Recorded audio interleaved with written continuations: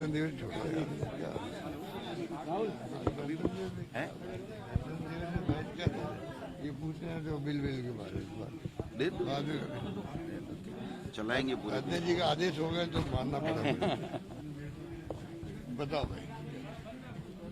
आज गणतंत्र दिवस की शुभकामनाएं प्रदेशवासियों को। प्रतिवर्ष ये दिन हमारे लिए एक नया उत्साह, नई उमंग लेके आता है। इतिहास बनाया कांग्रेस ने। महात्मा गांधी के सानिध्य में जिस प्रकार से पंडित नेहरू ने, सरदार पटेल ने, मौलाना अबुल कलाम आजाद ने, अम्बेडकर साहब ने जो संविधान बनाया, आज 75 वर्ष हो गए। अमृत महोत्सव तो मना रहे हैं, पर जो संविधान निर्माण हुआ, मुल्क आज़ाद हुआ, त्याग बलिदान कुर्बानी हुई, उसके कारण संभव हुआ।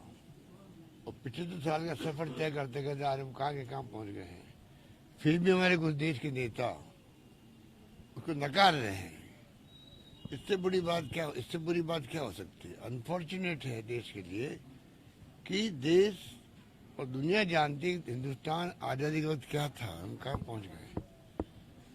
ये गणतंत्र दिवस वो बातों में याद दिलाता है, संकल्प लेने का वक्त देता है कि आने वाले वक्त में हम लोग और मजबूत करें संविधान को। आज संविधान हो चाहे लोकतंत्र हो, उसके लिए ऐसा माहौल बन गया है कि पता नहीं क्या होगा आने वाले वक्त में। तमाम एजेंसियों पे दबाव है देश के अंदर, चाहे जुडिशरी हो चाहे अन्य एजेंसी हो। अशांति का माहौल है, अविश्वास का माहौल है, तनाव का माहौल। हम बार बार कहते हैं कि प्रेम, मोहब्बत, भाईचारा, सद्भाव होना चाहिए आपस में देशवासियों में, सभी धर्म, सभी जाति लोगों में, जिससे हम लोग और मजबूत हो सके। इतने मुबारक मौके पर मैं फिर कहना चाहूँगा तमाम युवा पीढ़ी को जो हमारा इतिहास है उसका अध्ययन करना चाहिए। हमारे उन नेताओं ने जिन्होंने त्याग बलिदान किए, ज्ञात व अज्ञात, उन सबको याद करते हुए अपने फ्यूचर को बनाने के लिए, क्योंकि कल का भविष्य, देश का भविष्य उन पर निर्भर करेगा। युवा पीढ़ी में अच्छे संस्कार, संस्कृति, परंपराएं कायम हो, उस संविधान को सामने रख करके संकल्प लेके आगे बढ़े, ये मेरी शुभकामनाएं उनके प्रति भी है। सर, आपके कुछ युवा नेता तो पार्टी छोड़ के जा रहे हैं, आप कह रहे हैं कि अब आप ये कांग्रेस इतना बड़ा संगठन है, कांग्रेस एक आंदोलन की तरह देश के अंदर है। आज 135 साल का इतिहास अगर है, लंबा इतिहास है, तो आप सोच सकते हो कि इसके अंदर ये समुद्र की तरह है, समुद्र की तरह है। इसमें पहले भी कई लोग गए बड़े बड़े, उनको वापस आना पड़ा पार्टी के अंदर। ये इतिहास गवाह है। मैं नाम तो क्या लूं लोगों के, परंतु आप जानते हो, देश जानता है, बड़े बड़े नेता पार्टी छोड़ के गए, वापिस आए। ये पार्टी का एक औरा है देश के अंदर, घर घर के अंदर है। आज भी एकमात्र पार्टी से सत्ता में हम नहीं है, एकमात्र पार्टी कांग्रेस पार्टी जो पूरे देश के हर गांव में बसेगी, हर घर में बसेगी, मिलेगी आपको। बाकी पार्टियां सत्ता में तो है, उनको कोई पूछता ही नहीं। नॉर्थ ईस्ट में नहीं पूछता है बीजेपी को, दक्षिण राज्यों में नहीं पूछता इन लोगों को कोई भी। आज कांग्रेस चाहे सरकार में है या सरकार के बाहर है, हर घर में घुसी हुई है। कोई छोड़ के जाए कोई फर्क नहीं पड़ता है, जाए उसका स्वागत है, आए उसका स्वागत है।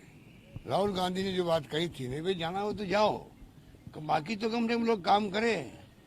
आप चले जाओगे, जो आप पार्टी में रह करके भी आप अगर पार्टी बुराई करोगे, आपके मन और मस्तिष्क के अंदर पार्टी की बात नहीं रहेगी, उससे ज्यादा नुकसान है पार्टी को। इससे अच्छा आप जाइए बाहर। तो राहुल गांधी ने भी बात कही थी। मैं समझता हूँ कि ज्यादा इन बातों को चर्चा नहीं करनी चाहिए। मीडिया चर्चा करता रहता है, इंटरव्यू, ये आधा उनको बिगाड़ देता है। हम तो कहते जाने वाला भी स्वागत है, आने वाला का भी स्वागत है। अभी जो वर्तमान में हालात है, उसमें आप क्या समझते हैं कि देश किस तरह से इन हालातों से बाहर निकले, और इसमें क्या आपके कार्यकर्ताओं की भी भूमिका और साथ में जनता क्या किस तरह से? आज भी पूरा देश उज्ज्वलित है इनकी हरकतों से, चाहे वो केंद्र में हो चाहे बीजेपी के सरकार राज्यों में हो। आज सब जगह सरकारें जो है फेल हो रही है, जनता उद्वेलित है, इनके कारनामों को समझ रही है, असहमति व्यक्त करने वाले जेल जा रहे हैं, वो राष्ट्र विरोधी हो गए, जबकि लोकतंत्र में तो असहमति और आलोचना भी उसका भी स्वागत करना चाहिए।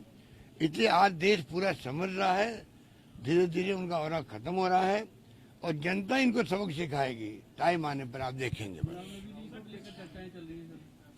अब ये तो चर्चाएं चलती रहेगी, आप देखते हो कि आप खुद समझ सकते हो कि इनकी क्या तो अप्रोच है, क्या इनकी सोच है, वो सबके सामने आ रही है। देश में महंगाई बहुत भयंकर है, बेरोजगारी है, विस्फोटक रूप में बेरोजगारी है। आज नौजवान दुखी है पूरा देश का, उस पर चिंता नहीं हो रही इन लोगों को, इनको चिंता नहीं हो रही है। किसान बैठे रहे 1.5 साल तक, 1.25 साल तक, उसकी चिंता इनको नहीं है। तो लोग समझ गए जो वादे किए थे 14 के अंदर सरकार में आने के पहले, वो वादे को याद कोई करता ही नहीं इनको।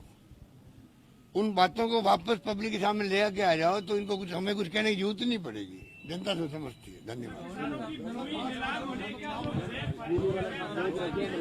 गवर्नर साहब वाला जो आप कह रहे हो ना, ये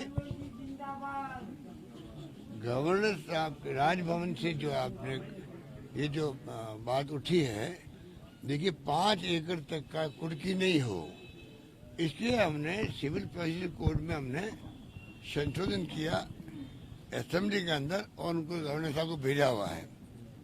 वो गवर्नर साहब आगे भेजेंगे, केंद्र में भेजेंगे।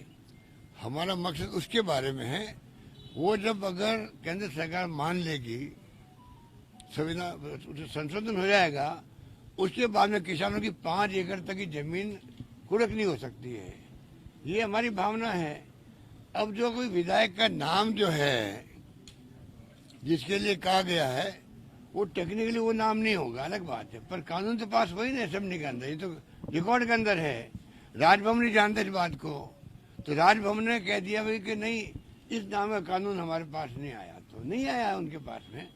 वो सीवीसी का कानून जो संशोधन हुआ है वो उनके पास गया हुआ है, वो पेंडिंग है। ये बात हमने कहा। हम चाहेंगे कि किसी किसान की जमीन कुर्की क्यों हो, और 5 एकड़ तक का कम से कम गरीब किसान है, अगर वो कोई कारण से डिफॉल्ट हो गया तब भी जमीन कुड़क नहीं होनी चाहिए, हमारी मंशा है। उस मंशा के अंतर्गत असेंबली में हमने कानून पास करवाया। आज भी हम उस पर कायम है, कल भी कायम रहेंगे हम लोग। और जो इस प्रकार से जो अभी कुर्की आई है कई जिलों के अंदर, वो भी इसलिए आई जो राष्ट्रीयकृत बैंकें हैं जो केंद्र के अंडर में आती है, जो ग्रामीण विकास बैंकें हैं वो भी केंद्र के अंदर में आती है इनडायरेक्ट रूप में। उनके जो कर्जे हैं चुका नहीं पा रहे थे और कानून कहता है, इसलिए वो कुर्की निकल गई उनकी।